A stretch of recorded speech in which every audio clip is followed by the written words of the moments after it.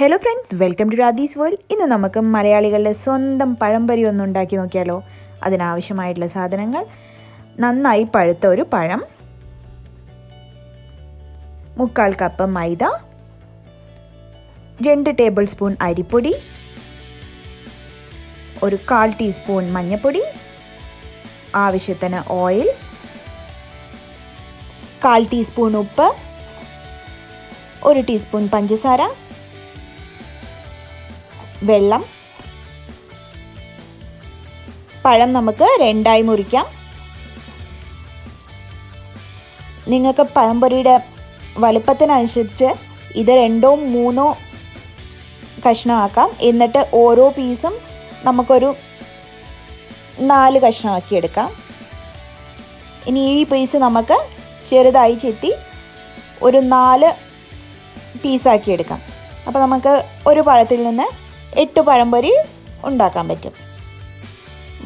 ഞാനങ്ങനെ 8 പീസാക്കി വെച്ചു. ഇനി നമുക്ക്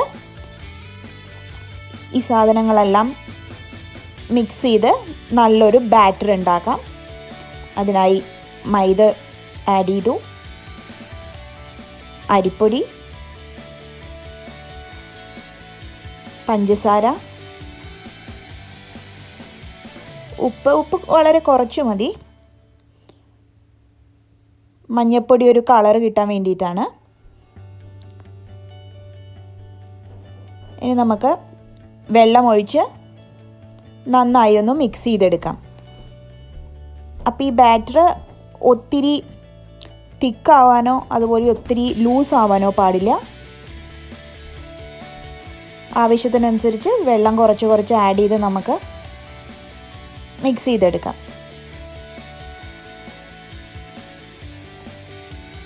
അപ്പോൾ നമുക്ക് കുറച്ചായി വെള്ളം ആഡ് ചെയ്ത് നന്നായി മിക്സ് ചെയ്ത് കൊടുക്കാം.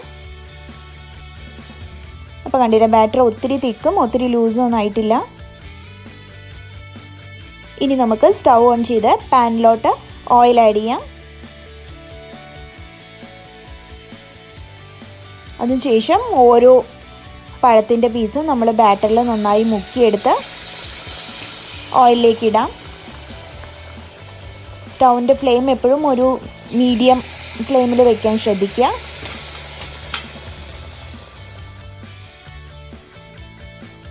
ഒരു മിനിറ്റിന് ശേഷം നമുക്കിതൊന്ന് മറിച്ചിട്ട് കൊടുക്കാം.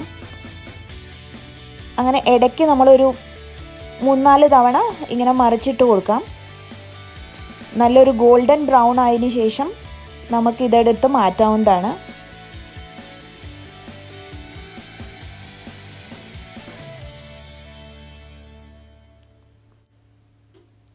ഇപ്പോൾ കണ്ടോ, നമ്മുടെ പഴംപൊരി നല്ല ഗോൾഡൻ ബ്രൗൺ ആയിട്ടുണ്ട്. ഇനി നമുക്ക് ഈ പഴംപൊരി ഒരു ടിഷ്യൂ പേപ്പറിലോട്ട് മാറ്റാം.